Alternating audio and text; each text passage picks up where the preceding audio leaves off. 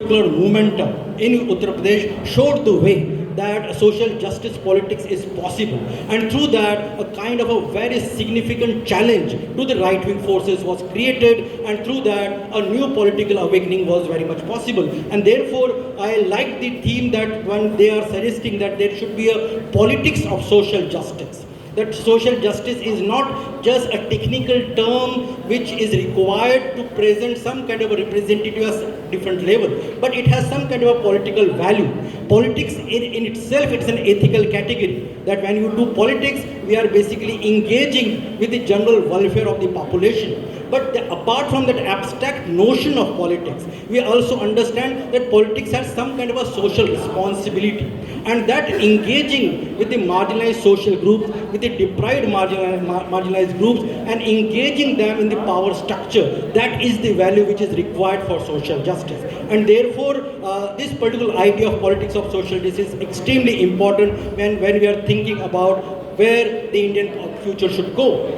And therefore, I will start with very three minute things, that when we are thinking about politics of social justice, what do you mean by that?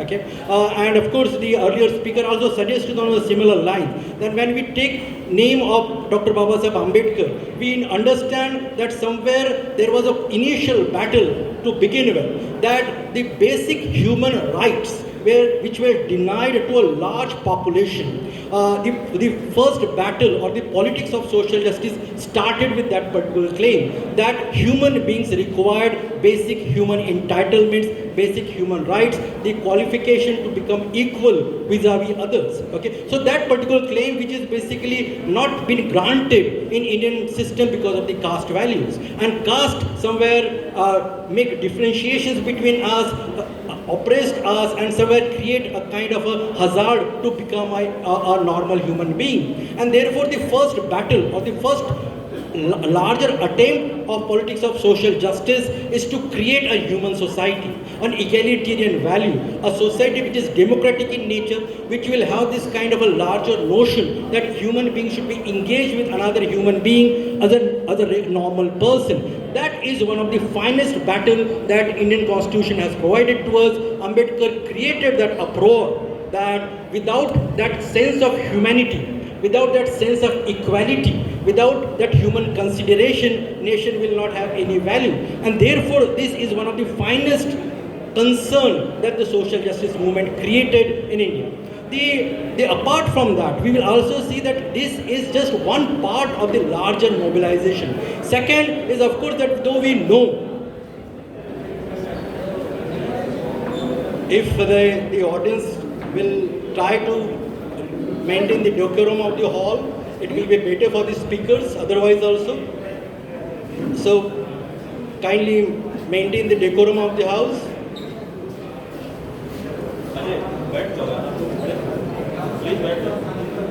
Please try to maintain the decorum.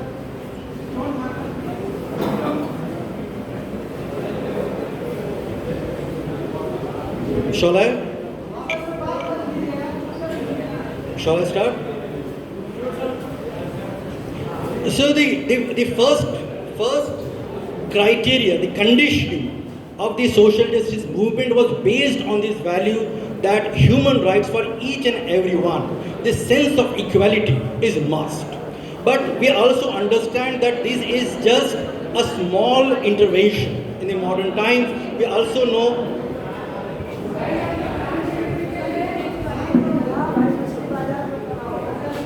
आप लोग students ही है ना कि कुछ और है? Class किए है ना आप लोगों ने? अगर टीचर बोल रहा है तो आपकी ज़रूरत है कि आप उसको सुने, बेसिक है। टीचर्स आएंगे, उसके बाद दो बड़े महत्वपूर्ण लीडर्स आने वाले बात करने के लिए, तो कोशिश करें कि आप उन लोगों को सुने, और अगर और कोई बात करनी है तो बाहर का दरवाज़ा खुला है।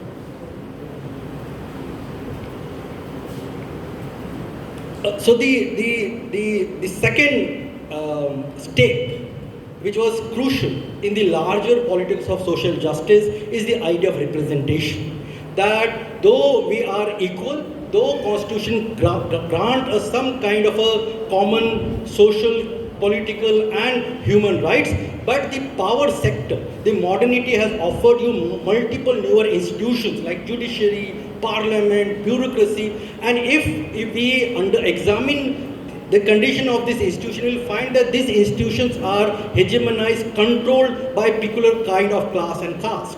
And therefore, if you are not intervening, if the modern institutions are not democratic, if the modern institutions like parliament and judiciary is not kind of participatory vis-a-vis the multiple social groups, then it will be an hegemonic and a very, very autocratic exclusive group. And therefore, the second step was to make institutions, the modern institution of this country, more democratic and participatory. And therefore, people like Mandal, for that matter, become very crucial. Why? Because through their commission, through their proposal, it was suggested that Indian institutions, mainly modern institutions, are extremely exclusive. There is no participation of the marginalized social group, and without that participation, the idea of democracy will collapse. And therefore, this commission created that kind of an uproar that without the participation of the marginalized social group, mainly the OBCs at that part of time, the nature of Indian state will be always Brahmanical and will be always be controlled by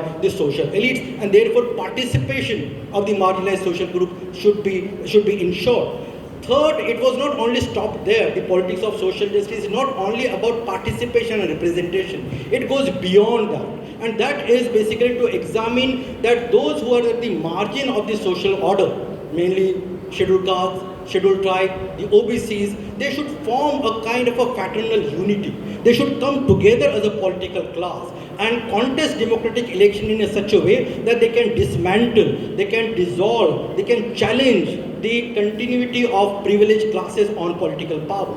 That they are privileged and they are also dominating the political power for such a long time, and only the unity of the oppressed people can challenge that kind of a conformism, and we can become the ruling elites of this particular country. So this idea that social justice is not only about human rights or for that matter participation or representation, but it also has this kind of a larger political vision that we can change the larger dynamics of political power, that we can become the what you call the ruling elites of this particular nation by building that kind of an oppressed unity. And therefore, when this kind of a larger challenge vis-a-vis the right-wing forces was emerging, at that part of time, India Alliance and of course Samajwadi Party was crucial part of that particular alliance. This idea that social justice has a responsibility to challenge the kind of convention that are going on, mainly the political conventions, and to defeat the right-wing forces, mainly the Bharatiya Janata Party,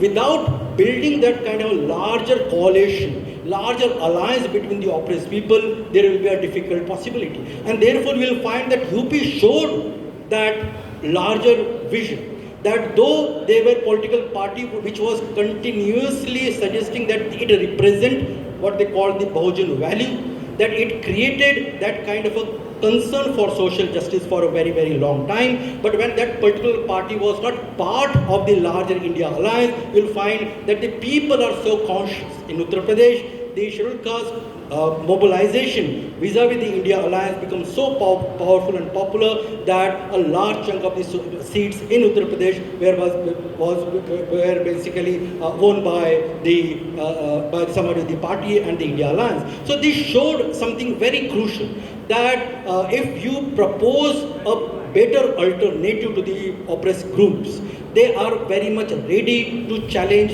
the available or the kind of a current political establishment and can create an alternative. The second issue is, of course, that though the politics of social justice started with the particular claim on human rights, okay, means across in Maharashtra, everywhere where you go, that basic human rights for the Dalits specifically and mainly for the Adivasis, that was the basic concern of social justice politics. But when we check that whether on that particular parameter have we achieved anything in today's time, and we'll find that at least on that particular scale, the condition is still very, very problematic. Most of, like for that matter, just few years earlier, the case of Rohit Vemula's institutional murder.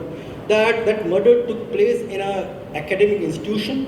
That institution was one of the finest university in India, and in that kind of a modern institution, if the caste prevails so much that one student has to commit suicide, that means caste is derailing our institution to the most precarious nature. And therefore it was required that somewhere we need to kind of understand that at the level of social justice politics, we are at the nadir of the larger requirement for social justice. And therefore, the battle is not only for representation, and the earlier speaker suggested that university hardly had any such scheduled caste representation or OBC representation, or even if you check the number of vice chancellors from scheduled caste or OBC communities in India, you will find nominal one or two here and there, or for that matter the judges in Supreme Court, again nominal, or the top bureaucracy, again nominal. So we know this particular factor, but the battle, apart from calling for a major representation in these higher bodies, the battle is also about the basic human rights of the oppressed groups. And if we are not protecting those human rights, if there is a possibility that people are still suffering by caste atrocities and they are still denied basic human rights, then we are not leading the battle for social justice, and therefore that is crucial. And the third, last, which I just suggested, that without creating a unity of the oppressed groups, social justice battle will have no aim. And therefore the message that has come up in the last 2024 general elections, that somewhere we need to create this bigger unification between the oppressed communities, and Uttar Pradesh showed that kind of facility, that though there is a political party which is not interested in dealing with bigger alliances, but there are people are conscious enough to understand what is good for their political future. And through that kind of a consciousness, a new change emerged in Uttar Pradesh, and through that we need to learn that how social justice politics will go further. And therefore it is a bigger battle. The question of representation is of course crucial, and on Mandal Divas we must reiterate that all modern institutions, including universities, judiciary, all modern institutions should have a representation. But apart from that, there is another bigger concern that has come up, that we all know that post-globalization in the new liberal economic order, most of the spaces are privatized. And therefore the second stage of representation is also to claim representation of the OBCs in the new liberal economy. That new liberal economy should not be just free for the social elites to grab the profits and control by their own. Around 1,000 unicorns today that are there, almost 99% of unicorns are controlled and managed by the social elites. There is no OBC in that unicorns, there is no scheduled caste or scheduled tribe that controls the modern economy. And therefore, though we are claiming that the Mandal Commission report should be implemented in multiple other spheres, I think thinking that the private economy should be a new zone for our contest, new zone for our application of social justice policies. If we are not doing that, I think we are relegating, we are somewhere controlling and limiting the larger prospect of social justice. And that is the new model, I think, which is required for the movement, for the political parties, for the intellectual, for the students to think about. Thank you very much for listening to me. I'll show what you understand. शुक्रिया Harish Wankhede sir अपने सारगर्भित व्याख्यान के लिए। मैं उम्मीद करता हूं कि सभी लोग इससे लाभान्वित हुए होंगे। और जैसी बात सर कर रहे थे कि मंडल कमीशन सिर्फ रिप्रेजेंटेशन का सवाल नहीं है, उसमें बहुत सारे ऐसे सवाल हैं, जैसे प्राइवेट सेक्टर में रिजर्वेशन की बात, अति पिछड़ी जातियों को ज़मीन देने की बात, या हम सब जानते हैं कि उसमें जो सबसे उसकी 2 अहम सिफारिशें सिर्फ लागू हैं, आज भी 38 सिफारिशें इस देश में लागू नहीं हैं। और बीपी सिंह ने एक बात कही थी जब मंडल कमीशन लागू हुआ था, और जब उनकी सरकार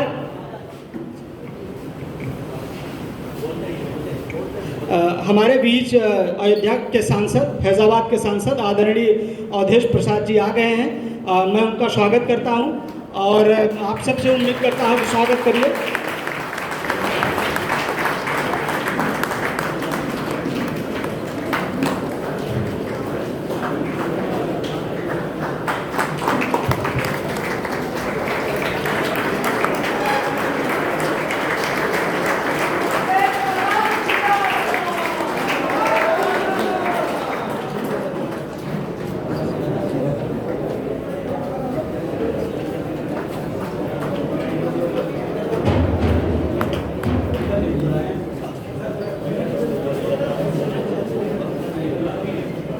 आ जाइए।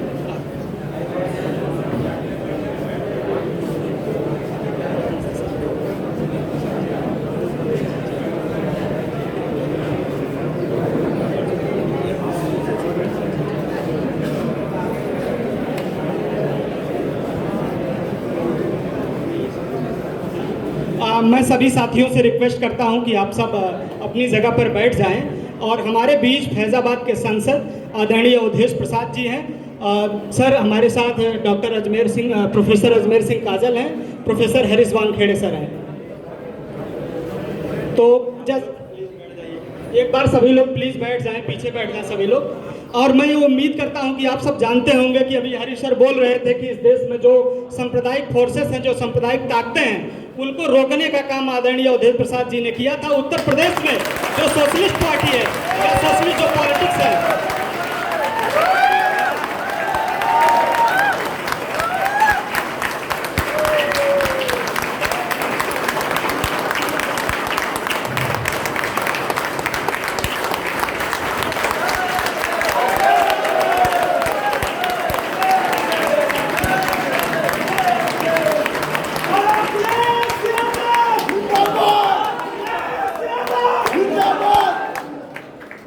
हम सब जानते हैं कि दोस्तों उत्तर प्रदेश के अंदर सांप्रदायिक ताकतों को रोकने के लिए जो हरीश सर बात कर रहे थे कि सोशलिस्ट जो फोर्स हैं या सोशलिस्ट जो ताकतें हैं उनका अहम योगदान है, और अवधेश प्रसाद जी उसके नायक बनकर उत्तर प्रदेश में उभरे हैं। और हम सिर्फ जब अवधेश सर के पास गया कि सर आपको स्पीकर बनना है, हमारी अध्यक्ष आराधना यादव जब गई तो अवधेश सर ने एक बात कही थी कि अभी तो हमने उत्तर प्रदेश में हराया है, पूरे देश में हराएंगे, सांप्रदायिक ताकतों को रोकने का काम करेंगे और पूरे देश में जा जाकर बताएंगे कि इस देश में सांप्रदायिक ताकतों को रोका जा सकता है। और हम अवधेश सर का स्वागत करते हैं और चाहते हैं कि आराधना इनको मोमेंटो देकर स्वागत करें सर का।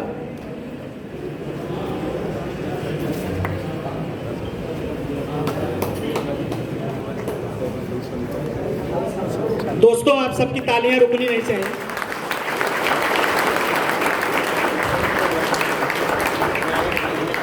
नहीं कोई नहीं।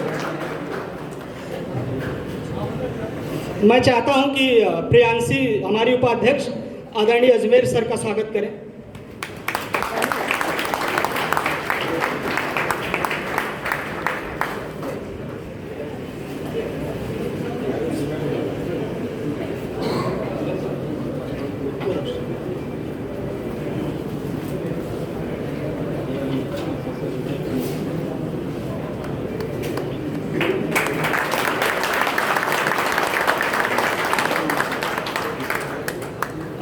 अब मैं चाहूंगा कि दीपाली अगर हैं तो आदरणीय हरीश वानखेड़े सर का स्वागत करें।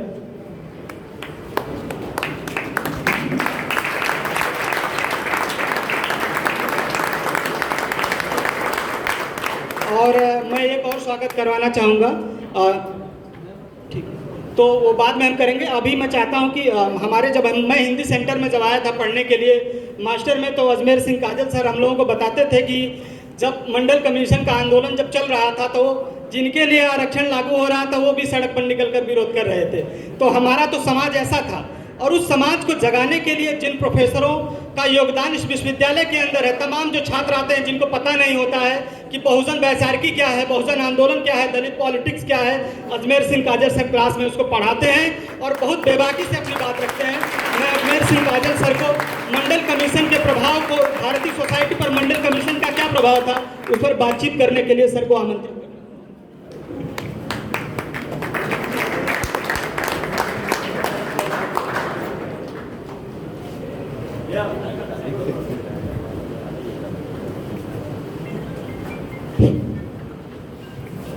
सबसे पहले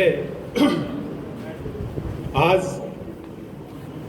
मंडल दिवस है और इस अवसर पर मैं सभी को हार्दिक साधुवाद ज्ञापित करता हूँ। आज हमारे बीच में अयोध्या फैजाबाद के सांसद पहुँचे हैं और उनके यहाँ आने से जो अभी नारा लग रहा था सांप्रदायिकता विरोधी जो एक पूरे देश में जो स्थितियां बन रही हैं कि पूरे देश में सभी को अपने मान सम्मान के साथ अपना जीवन जीने का अधिकार है और उसका प्रोटेक्शन करने के लिए खुद उस धरती से जनप्रतिनिधि आपके बीच में आए हैं, तो इससे बड़ा प्रमाण और क्या हो सकता है।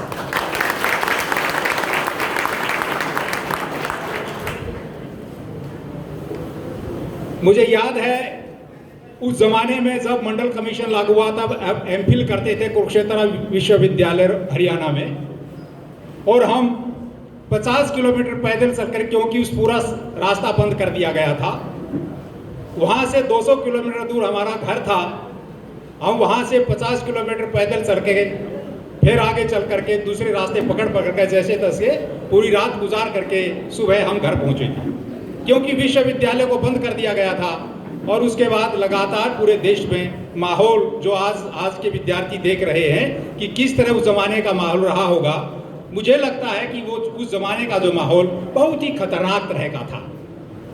और वो इसलिए था क्योंकि इस देश में सामाजिक न्याय के जो सवाल हैं वो हमेशा से पीछे छोड़ दिए गए और खास तरह के सवाल हमेशा आगे किए गए।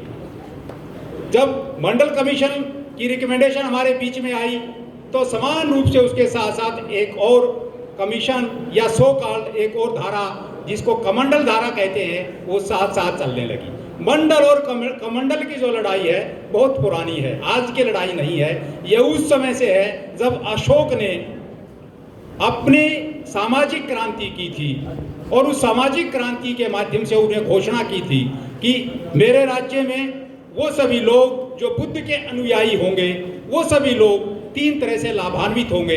एक तरह अशोक के क्रांति से पहला ये घोषणा साबित हुई कि शूद्र भी इस देश के शासक बन सकते हैं, शूद्र भी इस देश के शासक बन सकते हैं। ये अशोक की क्रांतिकारी घोषणा का परिणाम था या उसके राज्य की स्थिति से ये चीज बनकर आई। उसी के समान हम देखते हैं कि अशोक ने बुद्धिज्म को अडॉप्ट किया और बुद्धिज्म से अशोक में जो धारा बह करके आई उसने कहा महिलाओं के लिए इक्वलिटी का सवाल था, वो सवाल भी अशोक के राज्य में हमें देखने को मिलता है। तीसरा सवाल ये था कि एक तरह से शिक्षा पाने का अधिकार। ये 3 प्रमुख जो कार्य हैं, प्रमुख काम हैं, ये अशोक के द्वारा घोषित राज्य व्यवस्था से, जिस राज्य व्यवस्था को हम ये कहते हैं कि बुद्ध से चली आ रही धारा को अशोक ने प्रतिस्थापित किया और पूरे देश में उस समय का जो देश की व्यवस्था थी ये सारे सवालों को लागू किया।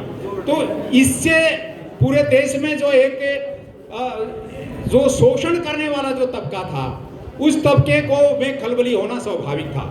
और हम देखते हैं कि जो मौर्य शासन काल का अंतिम शासन था उसको यहाँ से किस तरह से तब हटाया गया और उसके स्थान पर फिर नए तरह के सवाल हमारे बीच में आए गए।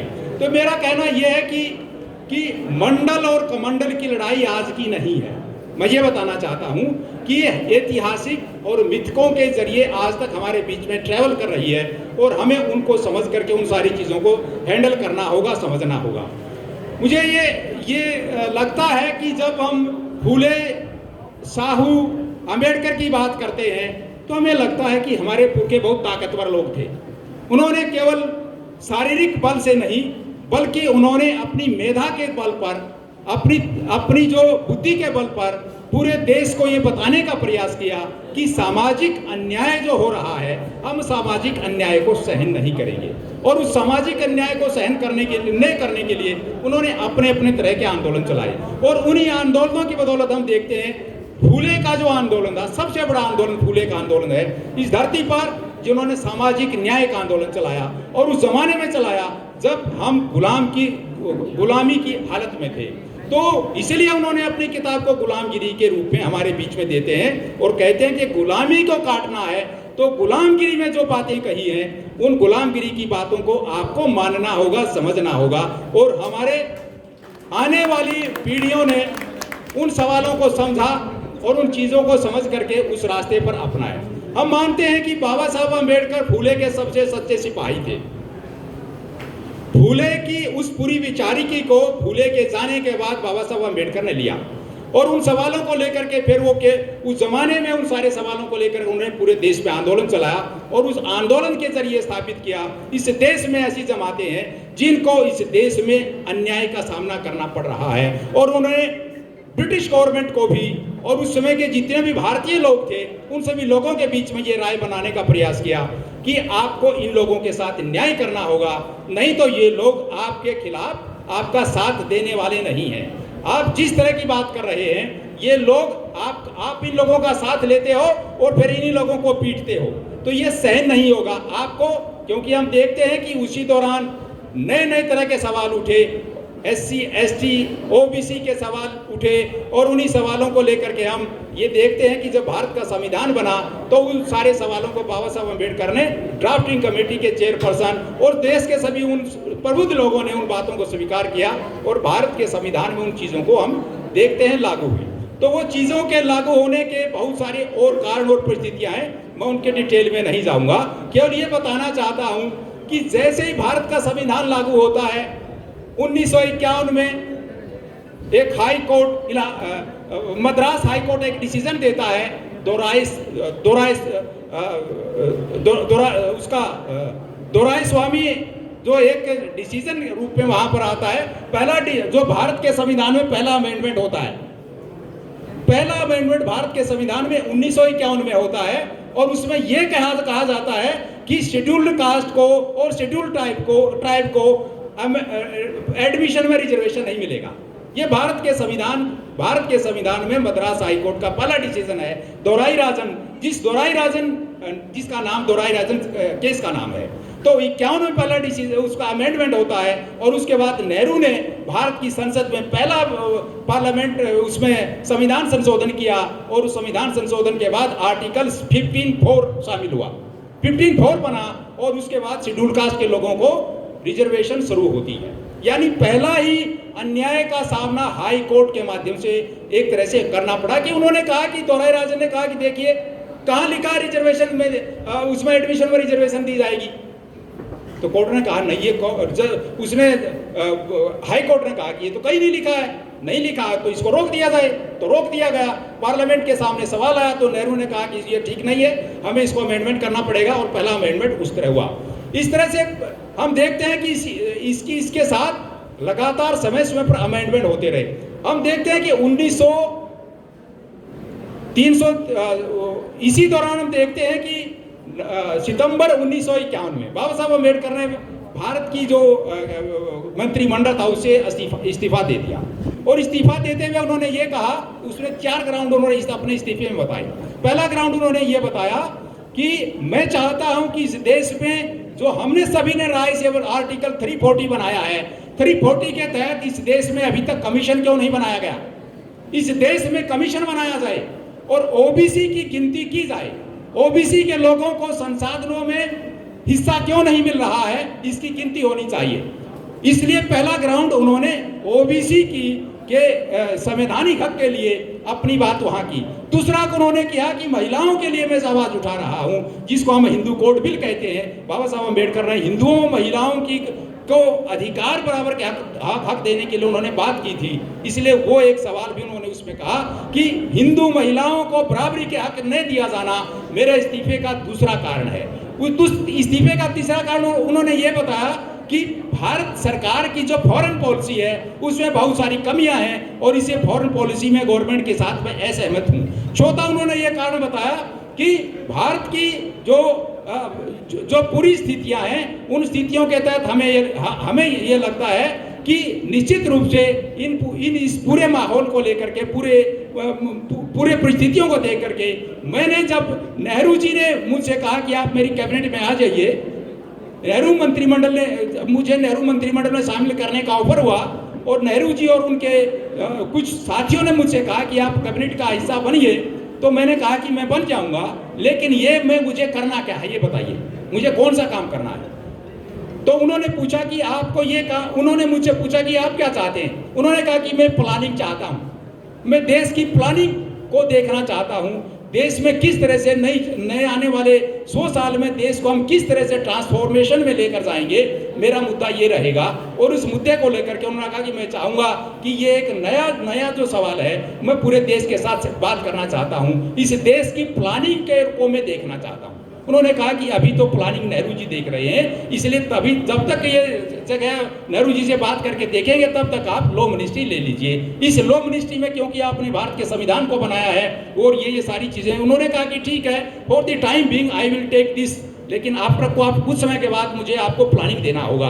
तो बाबा साहब अम्बेडकर ये भी कह रहे हैं अपने इस्तीफे का चौथा कारण कि मैं नहीं चाहता था कि इस वकीलों की, जजों की और इसमें इस पूरे कागजों में खोया रहूं और मैं देश की प्लानिंग के लिए कुछ न कर पाऊं, इसलिए मैं चौथा कारण ये देख रहा हूं कि मेरे इस्तीफे का चौथा कारण ये है कि मुझे देश में जो काम करना था वो काम करने का अवसर नहीं मिला और मैं चाहता था कि इस देश को ट्रांसफॉर्म कर दूं, उस देश के युवाओं की समझ को बदल दूं, लेकिन मुझे अवसर नहीं मिला। इसलिए बाबा साहब अम्बेडकर बहुत फ्रॉम द वेरी बिगिनिंग उन्होंने इस बात को कहा कि मैं चाहता हूं इस देश में एक ऐसी राज व्यवस्था है, ऐसी समाज व्यवस्था है, ऐसी धर्म व्यवस्था है, ऐसे लोगों की जो कानून व्यवस्था ऐसी हो जिसमें सभी को हिस्सेदारी, हक और हकूक मिले और उस हिस्सेदारी के आधार पर समाज का निर्माण हो। जो समाज अभी तक अन्याय के समर्थन में खड़ा नहीं होता, अन्याय के विरोध में खड़ा नहीं होता, वो समाज क्यों है? वहां शेड्यूल्ड कास्ट के लोग शेड्यूल्ड कास्ट की लड़ाई क्यों लड़ रहे हैं? यहाँ स्त्री की लड़ाई स्त्रियां ही क्यों लड़ रही हैं? यहाँ ओबीसी की लड़ाई ओबीसी क्यों लड़ रहा है? ट्राइब अकेला क्यों पिट रहा है? क्या कारण है? बाबा साहब अम्बेडकर इस चीज को कह रहे हैं, मैं ये चाहता हूं कि इस देश में एक ऐसी व्यवस्था हो कि सभी लोग अन्याय के खिलाफ खड़े हों, तभी इस देश का भला हो सकता है और वो तभी होगा जब इस देश की योजनाएं बनेंगी और वो तभी बनेगा जब इस देश की योजनाएं उस तरह से कोई बनाएगा। तो बाबा साहब अम्बेडकर बहुत पहले से इस बात के कि मुझे मंत्रिमंडल में रहने की बजाय देश के युवाओं के बीच, एकेडमिक इंस्टीट्यूशन के बीच जाकर के भाषण देकर के उन सवालों को मुझे कहना है और बताना है कि हमें किस तरह से आगे बढ़ना चाहिए। तो ये मैं दोहराई राजन के बाद एक महत्वपूर्ण डिसीजन की तरफ आपको लेकर जाना चाहता हूं। 1992 का decision, Indira Sahni versus union of India. Indira Sahni versus union of India में एक महत्वपूर्ण, जिस एस्पेक्ट को यूनियन ऑफ इंडिया ने सुप्रीम कोर्ट से पूछा ही नहीं, सुप्रीम कोर्ट से नहीं कहा कि आपको इस पर राय देनी है, इस पर कोई डिसीजन देना है, लेकिन इसके बाद भी सुप्रीम कोर्ट ने उसके ऊपर निर्णय दिया। नंबर 1 वो कौन सी चीज थी? नंबर 1 क्रीमिलेयर के बारे में गवर्नमेंट ऑफ इंडिया ने उनसे, कोर्ट से कुछ नहीं कहा था कि क्रीमिलेयर के बारे में आपको क्या कहना, लेकिन इसके बाद भी उन्होंने कहा क्रीमिलेयर लागू होगी। दूसरा कहा प्रमोशन में रिजर्वेशन, ये भी नहीं कहा था प्रमोशन में रिजर्वेशन लागू नहीं होगी, ये भी उन्होंने कह दिया। तो ये दो प्रमुख जो सिचुएशन थी जो सुप्रीम कोर्ट के डिसीजन के बेस पर वहां से आई, और उसके बाद हम देखते हैं कि उसके बाद और कई तरह के डिसीजन आगे लगातार चलते रहे। और ये भी अगर आप देखें कि इंपॉर्टेंट जो डेटा की अगर हम बात करें, चाहे आप उसको हम मंडल कमीशन के डेटा के बेस पर देखना चाहें तो देखें, उसमें लगभग 52% पॉपुलेशन को आप 27% स्क्वीज कर रहे हैं, उसको शिकोड़ करके 52% को 27% काहे को दे रहे हैं। इतनी बड़ी आबादी, उसके बड़े हक और हुकूक, उसके बड़ी हिस्सेदारी, उसके जो रिप्रेजेंटेशन के सवाल हैं उनको कौन सुनेगा, उन सवालों को कौन एड्रेस करेगा? जो स्थापित सत्ताएं हैं, जो पॉलिटिकल पावर्स हुई, उन्होंने उन सवालों को उस तरह से एड्रेस नहीं किया जिस तरह से एड्रेस करने की इस देश को जरूरत है, इस देश की महिलाओं को जरूरत है, इस देश के युवाओं को जरूरत है। उस तरह के सवालों को उन्होंने एड्रेस नहीं किया, इसलिए देश में अलग अलग तरह के सवाल लगातार ट्रेवल कर रहे हैं कि हमारे साथ अन्याय हुआ, अन्याय करने वाले कौन है ये कहने की जरूरत नहीं है। अन्याय करने वालों को आप परिस्थितियों से पहचान सकते हैं, जिस तरह की परिस्थितियां बनी हैं उन परिस्थितियों से आप अन्याय करने वालों को की पहचान कर सकते हैं। तो ये, इसके बाद हम अगर आगे आए, थोड़ा सा और आगे चल करके इन पूरे सवालों को अगर हम देखें तो हमें मालूम होगा कि इसी दौरान एक तरह से भारत के संविधान ने इन चीजों को लेकर के जो सवाल SC ST के प्रमोशन के लिए थे, उसमें क्रिमिलेयर को लेकर के थे, उन सवालों को लेकर पार्लियामेंट को फिर से 71 अमेंडमेंट करना पड़ा और उसके बाद 85th अमेंडमेंट करना पड़ा, और अमेंडमेंट करने के बाद सुप्रीम कोर्ट के जो डिसीजन के दुष्प्रभाव थे उनको वहां से हटा दिया गया और शेड्यूल्ड कास्ट और शेड्यूल्ड ट्राइब के लिए वो चीजें लागू हो गई। क्योंकि कोर्ट ने जो डिसीजन में ये सवाल उसमें उठाए थे और उसमें कोर्ट ने जिस डिसीजन में ये सवाल उठाए थे उन डिसीजन के उन सवालों को यद्यपि कोर्ट ने जस्टिस जीवन रेड्डी ने उसमें ये सवाल उठाते हुए कहा था कि इन चीज़ों को जो आपको क्रिमिनल का जो कंसेप्ट है वो शेड्यूल कास्ट के ऊपर लागू नहीं होगा। ये उस 9 जजों का जो डिसीजन था उसमें ये उन्होंने लिखा। इसके बाद हम आगे थोड़ा जुडिशियल व्यू के आधार पर किस तरह से अन्याय हुआ मैं उसकी तरफ आपको लेकर के जा रहा हूं। थोड़ा सा आगे जाकर हम सुप्रीम कोर्ट के दूसरे डिसीजन की तरफ देखें। 1975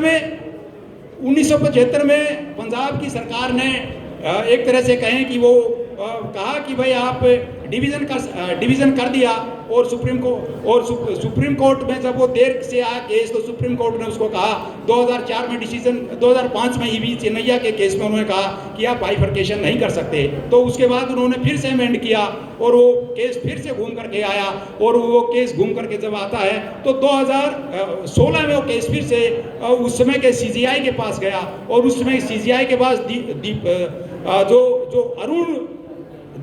अरुण मिश्रा जो चीफ जस्टिस 2020 में थे तो अरुण मिश्रा चीफ जस्टिस ने वो केस जो अब जो डिसीजन हुआ है उस 7 जजेस की बेंच को भेजा और 7 जजेस की बेंच ने अभी जो डिसीजन 1 अक्टूबर उसको अगस्त को दिया है वो डिसीजन उसके बीच में आया।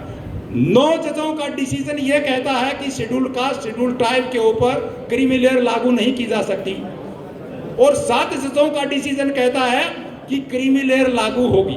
ये एक लीगल एम्बिग्यूटी है कि जिसको बेला त्रिवेदी ने जिस चीज को उठा करके अपने माइनॉरिटी के डिसीजन में लिखा है कि ऐसा इसलिए नहीं होना चाहता कि वो कहते हैं कि हेट्रोजेनियस ग्रुप है। वो कह रहे हैं कि ये एक होमोजेनियस ग्रुप नहीं है। सुप्रीम कोर्ट होमोजेनियस ग्रुप उनसे मानने से मना करता है। तो जबकि उससे पहले वाला 92 वाला इस चीज को कह रहा है कि वो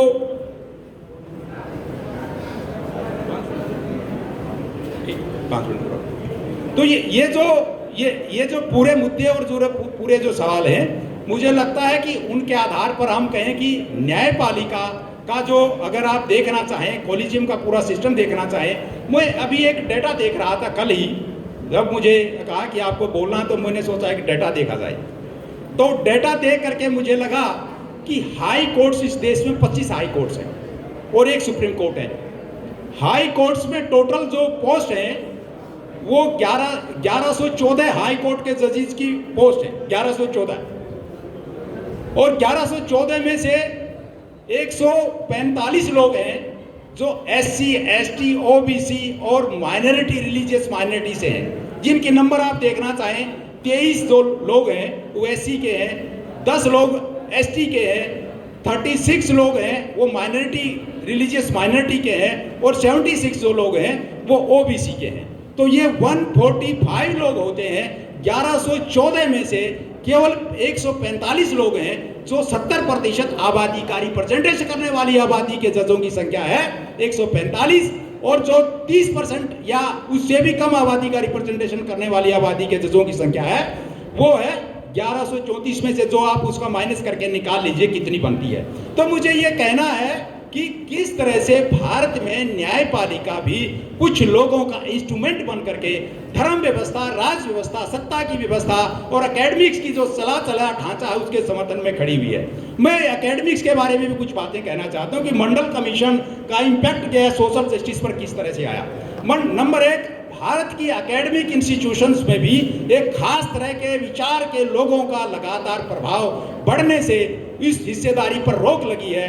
कहने को तो इस देश का प्राइम मिनिस्टर भी अपने आप को ओबीसी कहता है, लेकिन मैं पूछना चाहता हूं प्राइम मिनिस्टर से, क्या उन्होंने ओबीसी के लिए कुछ किया है? ओबीसी के जजेस को बढ़ाया है? ओबीसी के प्रोफेसर्स को बढ़ाया है? ओबीसी के क्या आपने कितने लोगों को ब्यूरोक्रेसी में किस तरह से नॉमिनेट किया है? ओबीसी के लोगों के रूप में आपने ओबीसी के हक के लिए बजट में कितना अपने बजट में कितना अलॉटमेंट किया है? उनके लिए कितनी वेलफेयर की स्कीम्स बनाई है? उनके अपलिफ्टमेंट के लिए आपने क्या किया है? उनके यूथ के लिए किस तरह से आपने स्कॉलरशिप दिया है? उनके पढ़ने के अधिकार को आपने लगातार जैसे आपको देना चाहिए था, जो नारा देकर आप आए थे, वो नारा देकर के आपने नहीं किया। इसलिए मुझे लगता है कि देश के प्राइम मिनिस्टर को उन मुद्दों पर देश के लोगों को, देश के युवाओं को एड्रेस करना चाहिए कि मैंने क्या क्या कहा था और मैंने क्या क्या किया है। और इस तरह से हम देखते हैं कि ये सारे सवाल हैं, बहुत सारे मुद्दे और भी, मैं उन पर नहीं जाऊंगा। मैं बताना चाहता हूं एकेडमिक्स एडमिनिस्ट्रेशन में भी लगातार सोशल इनजस्टिस हो रहा है। पूरे देश की यूनिवर्सिटीज में एक खास तरह के लोगों का दबदबा और रोब बनने से वहां पर ओबीसी के लोग वो नन फाउंड सुटेबल हो रहे हैं। वो पीएचडी करते हैं, वो डिलीट करते हैं, वो बड़ी बड़ी उपाधियां हासिल करते हैं, लेकिन जब रिक्रूटमेंट में आते हैं तो नन फाउंड सुटेबल हो जाते हैं। मैं पूछना चाहता हूं इस देश के एकेडमिक एडमिनिस्ट्रेशन से कि ये क्या कर रहे हैं, इस देश के एजुकेशन मिनिस्टर से कि आप क्या कर रहे हैं। अगर आप ओबीसी के नाम पर इस देश को गुमराह मत करिए, क्योंकि ओबीसी के हैं, ओबीसी के नहीं भी हैं, तब भी आपका ये ऑब्लिगेशन है कि इस देश के युवाओं को जो उस पूरे सेक्शन का रिप्रेजेंटेशन करते हैं या दूसरे सेक्शन का रिप्रेजेंटेशन करते हैं, सभी को बराबर के हक मिलने चाहिए। क्योंकि हर एक को इस देश की मिट्टी से उतना ही प्यार है जितना प्यार आप राष्ट्रवादी नारे लगा लगा करके दिखाते हैं। इसलिए आपको भी उन सवालों को लेकर के, उन सारे मुद्दों को लेकर के चलना होगा। और मुझे लगता है कि समाजवादी छात्र सभा ने जो आयोजन किया है, क्योंकि मेरे पास पर्ची आ चुकी है, समाजवादी छात्र सभा ने जो आयोजन किया है, मैं उनको साधुवाद देता हूं, धन्यवाद देता हूं कि उन्होंने ये एक अच्छा आयोजन किया। यद्यपि बारिश की वजह से थोड़ा डिस्टर्बेंस हो गई, लेकिन मुझे लगता आने वाले समय में इससे आप कोई बेहतर कार्य करेंगे। धन्यवाद। जय भीम, जय भारत। नमस्कार।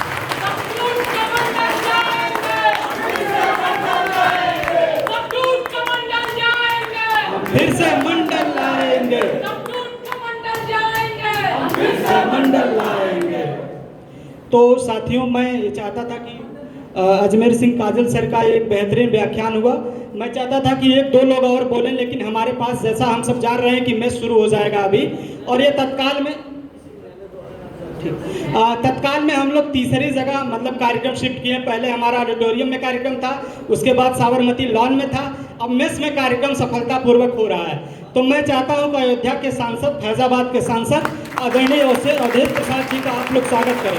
और जैसा कि मैं आप सबसे कह रहा था कि इस देश में सांप्रदायिक ताकतों को अगर किसी ने रोकने का काम किया है तो वह उत्तर प्रदेश ने किया है, और उसके अगर कोई नायक हैं तो अवधेश प्रसाद जी हैं। और इन्होंने एक बार बातचीत में मुझसे कहा,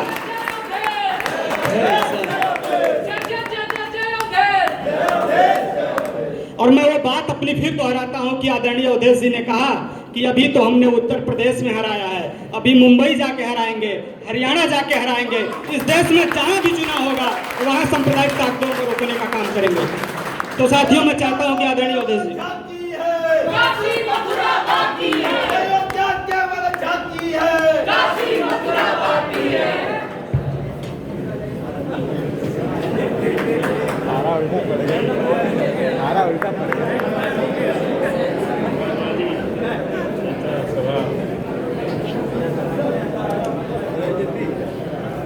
आज मुझे बहुत खुशी है कि इस विश्वविद्यालय, जो कि जिसका नाम सारी दुनिया में है, यहाँ से पढ़ लिख करके हमारे तमाम छात्र, हमारे तमाम युवा देश के तमाम प्रशासनिक पदों पर रह करके शासन और प्रशासन चला रहे हैं। ऐसे विश्वविद्यालय में मैं आप सबका हार्दिक अभिनंदन करता हूं, और आप सबके भविष्य के उज्जवल कामना करता हूं कि आप आगे बढ़ें और समाज में अगली कतार में बैठने लायक बने, देश और समाज का सम्मान करें। ये मैं आपसे, आपके प्रति मेरा आशीर्वाद है। मैंने बहुत ही गंभीरतापूर्वक विद्वान प्रोफेसर आदरणीय अजमेर सिंह काजल जी के बहुत ही विद्वतापूर्वक बयानों को मैंने सुना और जिन्होंने देश में क्या हो रहा है, देश में क्या होने जा रहा है और देश में क्या हुआ है आज़ादी के बाद और आज़ादी के पहले बहुत अच्छे ढंग से बताने का, समझाने का और ज्ञान देने का काम किया है। हम इनके प्रति बहुत आभारी हैं। इन्होंने बहुत अच्छी बातें रखा है। लेकिन जब आप मंडल और कमंडल की बात कर रहे हैं, ये कमंडल अभी आपका पीछा नहीं छोड़ेगा। आपको मंडल को आगे रखना पड़ेगा और आगे बढ़ाना पड़ेगा। इसके लिए चाहे जितना संघर्ष करना पड़ेगा, आज आपको संकल्प लेना है। आज इस शानदार सभा में या शानदार सम्मेलन में दूसरे प्रोफेसर हैं हमारे आदरणीय हरीश जी, इनका क्यों नहीं भाषण कहा गया? कब? पहले तो पानी बरस रहा था भाई। आजा ठीक। मैं बहुत ही आभारी हूँ कि यहाँ के हमारे युवा ने, हमारे छात्रों ने, हमारी बेटियों ने और हमारे बेटों ने समाजवादी की अलग जगाने का ही काम नहीं किया है, बल्कि कुछ लोगों की नींद को हराम कर दिया है।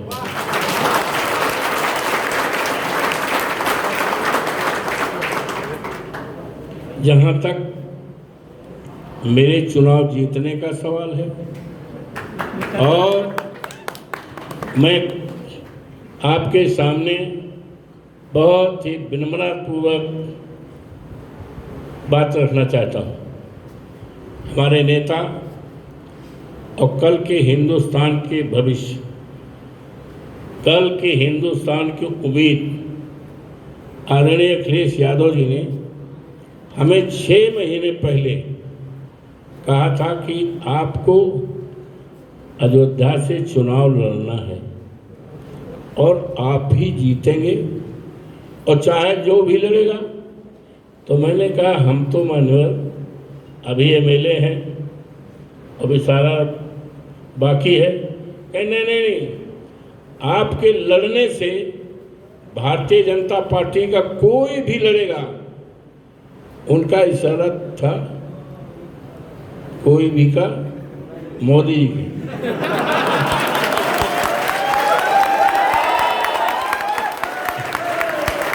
कोई भी लड़ेगा तो आप जीतेंगे और जब आप जीतेंगे तो पार्टी मजबूत होगी, हम मजबूत होंगे, भारतीय जनता पार्टी का सफाया शुरू हो जाएगा और बीबीसी लंदन बोलेगा और देश दुनिया में आपके नाम की चर्चा होगी, सराहना होगी और बहुत लोगों की धरती खिसकने लगेगी। ये उन्होंने कहा। मैंने कहा मैं तैयार हूं। उन्होंने कहा मैंने सब गणित भाग लगा दिया है, किस बिरादरी का कितना वोट है, हमने सब गणित लगा लिया है, आप निश्चित जीतोगे।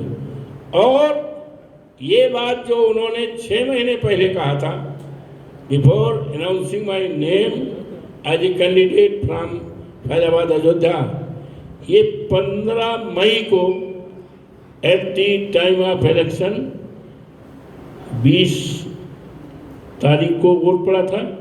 15 मई को लाखों की भीड़ थी। वो मेरी सराहना करने लगे कि कई बार के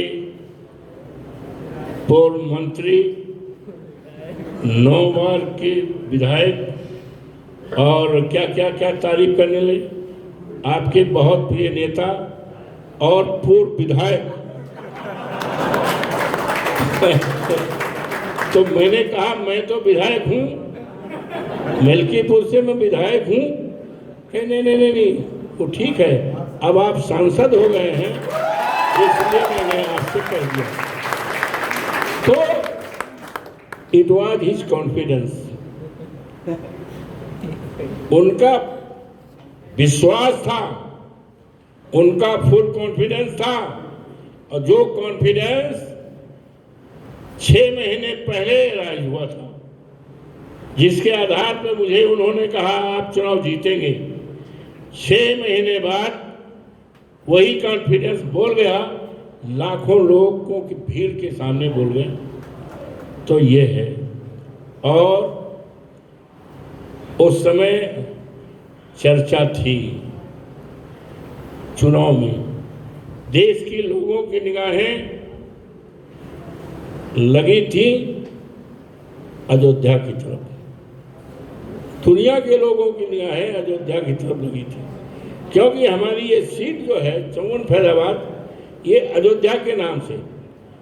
और मुझे आपको बताते हुए खुशी हो रही है कि जब समाजवादी पार्टी, इंडिया गठबंधन, माननीय अखिलेश जी की कृपा से, उनके न्याय से, उनके इंतजाम से जब हम 55-56 हजार वोट से जीत गए, तो आज केवल चर्चा उत्तर प्रदेश में ही नहीं, हिंदुस्तान में नहीं, सारी दुनिया में आज चर्चा हो रही है। और लोकसभा में भी जब मैं पहली बार घुसा, और अब भी जब कुछ लोग जय श्री राम के नारे लगाए, तो इधर से लगाया गया जय अवधेश, ये नारे। और पूरी तरह से भारतीय जनता पार्टी की नींद हराम हो चुकी है, नींद हराम हो चुकी है। मैंने कहा भी कि अभी तो ये शुरुआत है, और शुरुआत है अयोध्या से, जहां से आप घमंड करते थे और आप कहते थे हम राम को लाए हैं। मैंने कहा नोबडी कैन बिलीव, कोई विश्वास नहीं कर सकता है कि राम के लाने वाले आप नहीं हो। 22 जनवरी को इन्होंने प्राण प्रतिष्ठा किया तो अपने को साबित किया कि राम हमसे छोटे हैं और हम राम से बड़े हैं, हम राम के लाने वाले लोग हैं, ये उन्होंने कहा। तो अब लेकिन मैं आप सबके माध्यम से, और जिस विश्वविद्यालय का नाम सारे देश और दुनिया में है, जहाँ के आप जैसे युवाओं ने, छात्रों ने देश का सम्मान केवल हिंदुस्तान ही में नहीं, दुनिया के तमाम मुल्कों ने सम्मान आपने बढ़ाया है। मैं आपके माध्यम से अयोध्या जनपद के देवतुल्य मतदाताओं को, देवतुल्य बुजुर्गों को, देवतुल्य माताओं, बहनों, बेटियों, सबको, और देवतुल्य मतदाताओं को आप सबकी तरफ से उनका अभिनंदन करते हैं, स्वागत करते हैं, उनको बधाई देते हैं। और उन्होंने केवल अयोध्या उत्तर प्रदेश में ही नहीं, इस बात का संदेश पूरे देश और दुनिया में दी है कि राजनीति, धर्म पर आधारित राजनीति इस देश में नहीं चलेगी। इस देश में सांप्रदायिकता का स्थान अब खत्म हो गया है, सांप्रदायिकता का स्थान नहीं है। और भारतीय जनता पार्टी का जो उम्मीदवार मुझसे लड़ा है, वो उस उम्मीदवार की हार नहीं है, ये भारतीय जनता पार्टी और संघ परिवार की विचारधारा की हार है, ये है। और जिस तरह से अयोध्या के लोगों को ठगा गया है, मैंने कहा कि भारतीय जनता पार्टी ने अयोध्या के नाम पर प्रभु श्री राम के नाम पर राजनीति की है, व्यापार किया है, लोगों को बर्बाद किया है, ठगने का काम किया है, लोगों के घरों को गिराने का काम किया है। ये है। आप अगर जाकर देखें, हम तो इनवाइट भी करेंगे।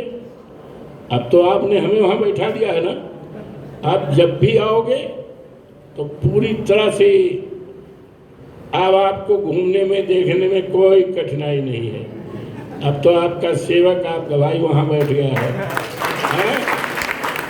प्रभु श्री राम ने बुला लिया है, प्रभु श्री राम की कृपा हो गई है? और प्रभु श्री राम ने उनको भगा दिया है जो प्रभु श्री राम के नाम पर व्यापार करते थे, राजनीति करते थे। इतना है, रामपद के नाम पर लोगों को, घरों को गिराया गया, उजाड़ा गया, हजारों हजार लोगों के घरों को गिराया गया है और उनको मुआवजा नहीं दिया गया, कंपनसेशन नहीं दिया गया। हमने उसमें कहा था अपने चुनाव में कि हम कंपनसेशन भी दिलाएंगे और जिन अधिकारियों ने बेजा ढंग से आपको प्रताड़ित किया, अपमानित किया है, उनके खिलाफ कार्रवाई भी करेंगे, दंडित भी करेंगे। हमने कहा जितना भी है। और वहां की जमीन, वहां के लोगों को उजाड़ा गया है और बाहर के लोगों को बसाया गया है। ऐसे भी उदाहरण हमें मिले हैं कि एक जमीन भारतीय जनता पार्टी के लोगों ने खरीदा था 2 करोड़ में और 2 घंटे में उस जमीन को 18 करोड़ में बेच दिया गया। ये है, जमीनों की लूट हुई है। और अगर जब जांच पड़ताल होगी तो न जाने कितने लोग जेल के सिग्जों में जाएंगे, दुनिया की कोई ताकत उनको बचा नहीं पाएगी। यह अन्याय हुआ, अत्याचार हुआ। किसानों की जमीन को ले लिया गया। हवाई अड्डा बनने में, हवाई अड्डा बनने में हमें कोई इतराज नहीं है, मुझे कोई इतराज नहीं है। इतराज इस बात का है कि किसानों की जमीन, जिनके पास न कोई उद्योग है, न उनका बेटा कहीं सर्विस में है, न उनके पास किसी प्रकार का भट्ठा है, न कोई साधन है, उनके पास केवल खेती थी। उस खेती को ले लिया गया और कौड़ी के दाम से ले लिया गया और अपने लोगों को करोड़ों रुपए के दाम से बेचा गया। तमाम योजनाओं के तहत इन्होंने रेखांकित कर दिया था 15 किलोमीटर के रेडियस में कोई किसान अपनी जमीन को बेच नहीं सकता है। लेकिन मैं धन्यवाद देता हूं, आभार प्रकट करता हूं, मेरे चुनाव जीतने के 1 सप्ताह के अंदर वो योजना टाइट फिश हो गई। सरकार को कहना पड़ा हम उस योजना से किसानों को राहत देते हैं, किसान अपनी खेती करेगा, जो चाहेगा वो। ये हमारी लड़ाई बंद नहीं है, हमारी लड़ाई चालू है और ये लड़ाई केवल अयोध्या में ही नहीं। आज सबसे बड़ा संकट है कि भारत रत्न बाबा साहब भीमराव अंबेडकर ने जो संविधान बनाया है, जिस संविधान के रहते और चलते आज आपके बीच में हम 9 बार के विधायक हैं। माननीय नेताजी की कृपा से, श्रद्धेय मुलायम सिंह यादव जी की कृपा से, श्रद्धेय चौधरी चरण सिंह की कृपा से, उन्होंने पहले मुझे 77 में मिनिस्टर बनाया था और माननीय अखिलेश जी की कृपा से और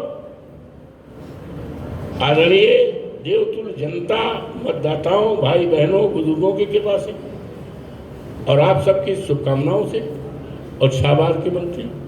तो अब ये है, लेकिन आज जो समस्या है, सबसे बड़ी समस्या जिसमें हमें चिंता भी करना है और हमें इस लड़ाई को पूरी तरह से, हम जहां भी हैं उस लड़ाई को तेजी से लड़ना है।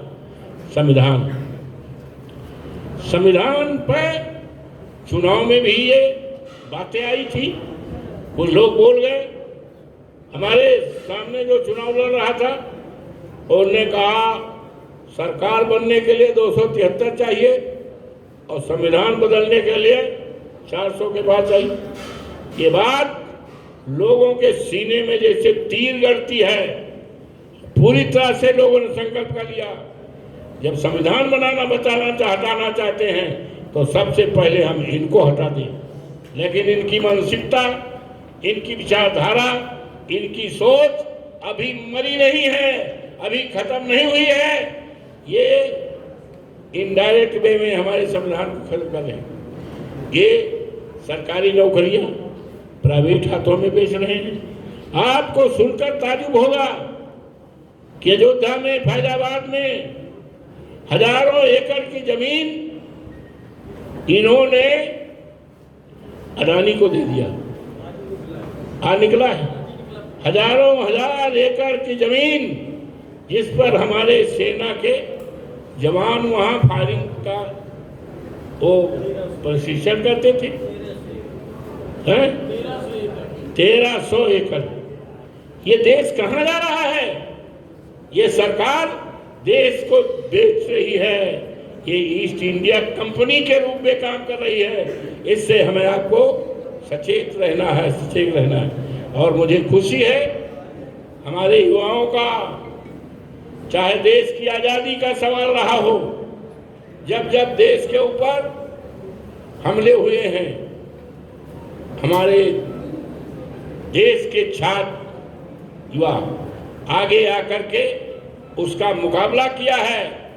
और हमारी असली दौलत, किसी देश की दौलत हीरा जवाहरात सोना चांदी नहीं हुआ करता है। देश की दौलत आप सब हैं। इस देश की दौलत युवा है, छात्र है, इंसान है। इसलिए आज इनका मन टूटा है बेरोजगारी के नाम पर। आज बेरोजगारी की चर्चा नहीं हो रही है, महंगाई की चर्चा नहीं हो रही है, चाहे विधानसभा हो चाहे लोकसभा, इस पर चर्चा नहीं। आज चर्चा करनी है और संकल्प लेना है कि बाबा साहब भीमराव अंबेडकर के संविधान पर हम किसी तरह से आंच नहीं आने देंगे। और हमारे जैसे लोग बाबा साहब संविधान को बचाने के लिए और प्राण में आखिरी दम तक, आखिरी खून का कतरा है, तब भी बाबा साहब भीमराव अंबेडकर के संविधान को बचाने के लिए हमेशा तैयार हैं।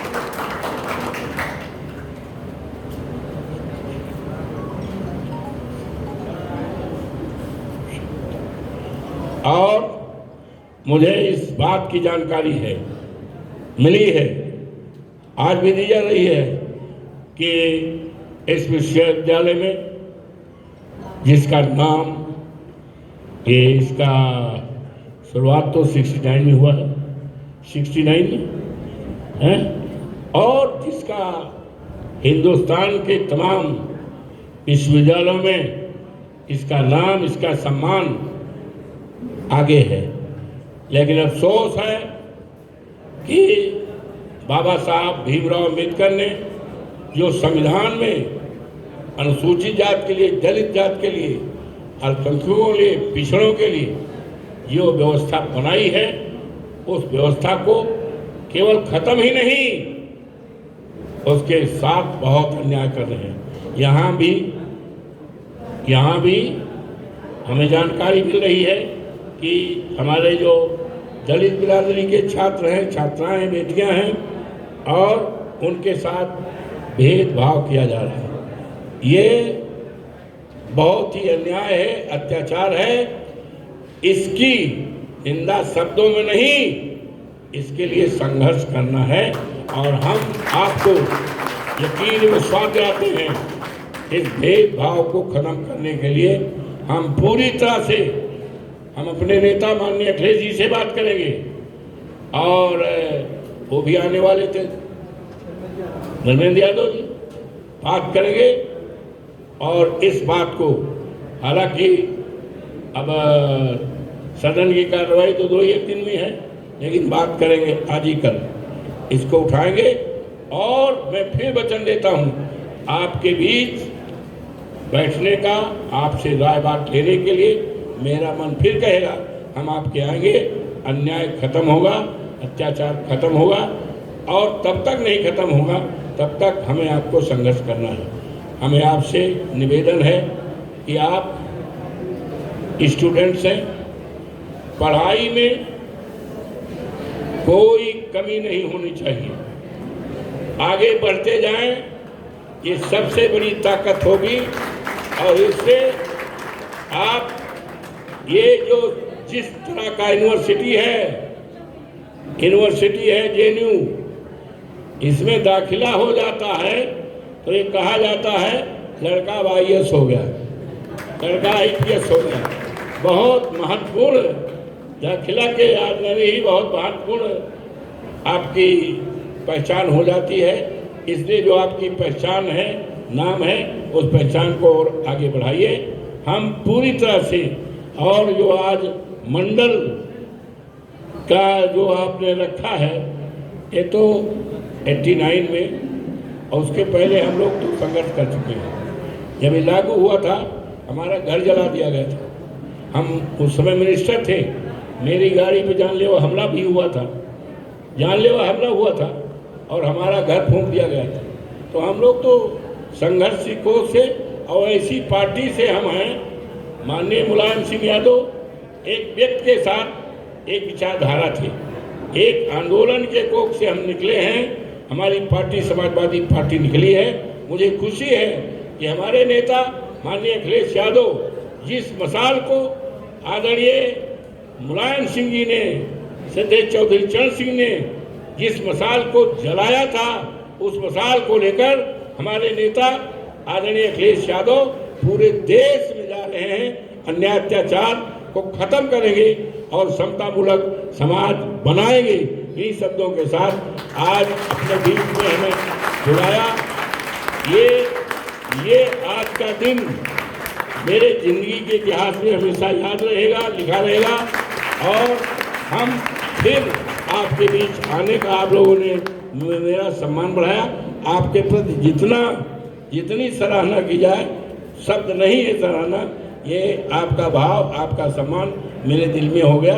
आप लोग मेरे दिल में राज करने लगे हो। आप सबको मैं बहुत बहुत धन्यवाद देता हूँ और सभी बहुत बहुत धन्यवाद। मंडल कमीशन बाबा साहब भीमराव, हमारा संविधान, छात्र एकता, समाजवादी पार्टी। बहुत बहुत धन्यवाद।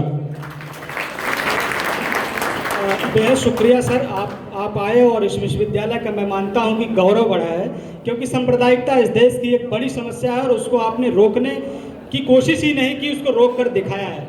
अब हमारे बीच सर से मैं ये चाहूँगा कि एक और जो मुद्दा महत्वपूर्ण था कि यहाँ दलित भारत छोड़ो का नारा लिखा गया था इस कैंपस में, और मैं सर से रिक्वेस्ट करूँगा कि इस मुद्दे को संसद में उठाया जाए। और हमारे बीच इंजीनियर ब्रिजेश जी हैं जो मैनपुरी के विधायक हैं समाजवादी पार्टी से, ठीक है। तो हमारे बीच आराधना है, आराधना हमारी पहली कैंडिडेट थी समाजवादी छात्र सभा की। मैं चाहता हूं कि सर उनको मोमेंटो देकर स्वागत करें। आराधना।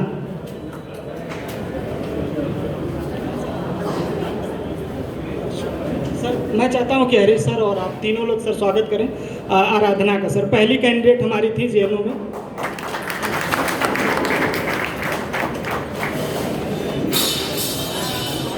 इधर से आगे से इधर से।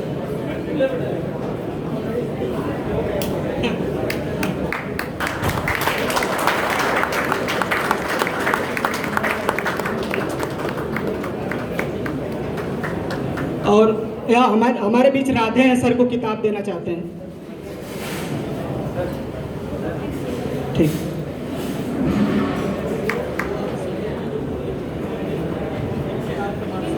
ठीक।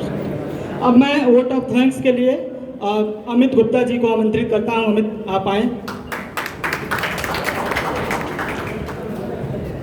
हेलो सबसे पहले तो मैं दर्शक दरगाह में जितने लोग खड़े हैं और उन्होंने अपना बहुमूल्य समय निकाला है, उनको मैं सबसे धन्यवाद देना चाहता हूं, क्योंकि हमने 3 बार वेन्यू चेंज किया है और हमारे पास बहुत कम लोग हो पाए थे और जितना हमने उम्मीद किया था उतना लोग नहीं हो पाया था, लेकिन फिर भी ये लोग डटे रहें, यहाँ खड़े हैं। उसके लिए मैं सबसे पहले दर्शक दरगाह में सभी लोग का धन्यवाद देना चाहता हूँ। मैं धन्यवाद देना चाहता हूँ अजमेर सर का, जो कि हमारे जो पुराने स्पीकर थे उनके माता जी का देहांत हो गया, तो उस वजह से हमें सर को बुलाना पड़ा, जो कि हमारी समाजी छात्र सभा प्रेसिडेंट आराधना जी के गाइड भी हैं। वो सर यहाँ पे आए और उन्होंने जिस तरह से यहाँ पे अपना लेक्चर दिया और सभी लोगों को इतना अच्छा लगा, तो उसके लिए मैं सर का बहुत धन्यवाद देना चाहता हूँ। मैं प्रोफेसर हरीश वानखेड़े का धन्यवाद देना चाहता हूँ। सर को मैंने 3-4 दिन पहले फ़ोन किया था और सर चूँकि कहीं व्यस्त थे, लेकिन फिर उन्होंने बोला कि अभी तुम लोग का प्रोग्राम है, मंडलवादी प्रोग्राम है, बहुजनवादी प्रोग्राम है, मैं ज़रूर आऊँगा, जैसे भी टाइम निकाल के मैं आऊँगा। इसके लिए मैं बहुत धन्यवाद देना चाहता हूँ सर का। और मैं धन्यवाद देना चाहता हूँ महेंद्र प्रताप सर का, जो कि दर्शक दरगाह में बैठे हुए हैं। सर से हम लोग बहुत प्रेरित होते हैं। सर का मेनली काम बहुजनवाद पे ही रहा है, तो सर यहाँ पे आके सुन रहे हैं, मैं उसके लिए बहुत बहुत आभारी हूँ उनका। और माननीय विधायक जी हैं मैनपुरी से, और ये हमें सुनने के लिए इतना दूर से आए हुए हैं, और जिसका मैं बहुत आभार प्रकट करता हूँ। और मैं सबसे अवधेश प्रसाद सर का धन्यवाद देना चाहता हूँ। इनको हमारा बुलाने का सबसे बड़ा मकसद ये रहा कि हम दिखाना चाहते थे कि जब जब देश में संप्रदायवाद बढ़ेगा, जब जब देश में संप्रदायवाद बढ़ेगा, सामाजिक न्याय की ही जीत होगी। इसको आप मान लीजिए, बांध लीजिए, जो भी सोचना है सोच लीजिए। यहाँ पे कुछ लोग संविधान बदलने का नारा दे रहे थे, हमारे उत्तर प्रदेश के लोगों ने उसको सीरियस ले लिया और उन्होंने कहा अगर तुझे हो गया कुछ सारी दुनिया जला देंगे। ठीक है, तो ऐसा रहा कि उत्तर प्रदेश के लोगों ने इसको दिखा दिया कि ऐसे नहीं होने वाला है। उत्तर प्रदेश की धरती हमेशा सामाजिक न्याय की धरती रही है, लोहिया की धरती रही है, कांसीराम की धरती रही है, चौधरी चरण सिंह की धरती रही है। तो इस तरह से नहीं होने वाला है। हमारा ये था कि सर को बुलाने का मेन पर्पज यही था कि हम दिखाना चाहते हैं कि संप्रदायवाद के ऊपर हमेशा सामाजिक न्याय की जीत होगी। अयोध्या जिसे लोग हिंदुत्व हिंदुत्व हिंदुत्व कह रहे थे और सर ने वहीं से जीत दाखिल की, सामाजिक न्याय की वहाँ भी जीत हुई। समाजवादी पार्टी ने दिखा दिया कि आप कितना भी कर लीजिए, कितना भी लोगों को रेडिकल कर लीजिए, लेकिन हम अपने समाजवाद को लेके आगे बढ़ते हैं, बढ़ते रहेंगे।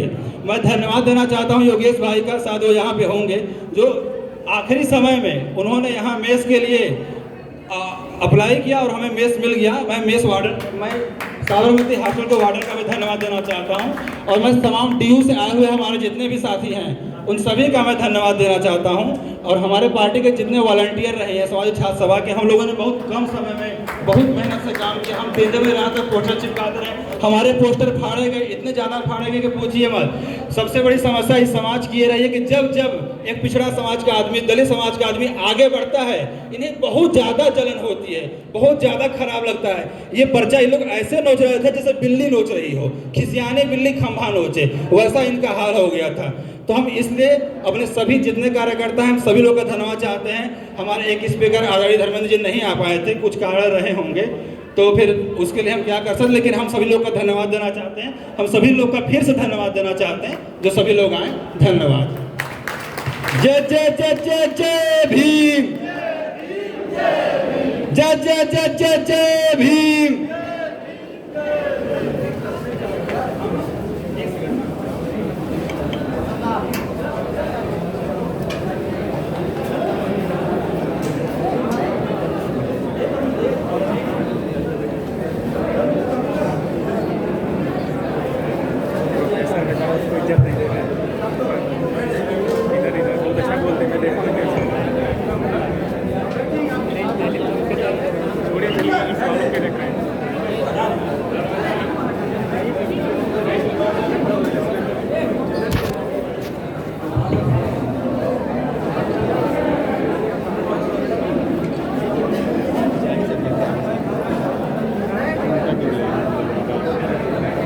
ये लेना है ना, लेना मैं जा रहा हूँ और ये लेने का।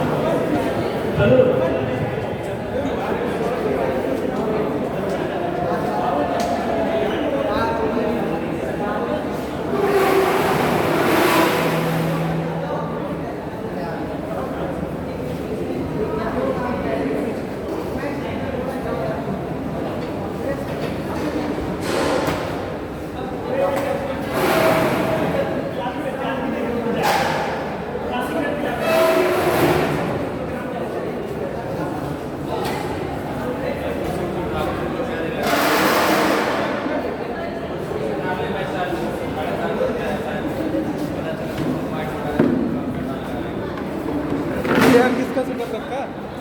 अरे भैया ये सेटअप किसका रखा है? वहाँ रख देते हैं।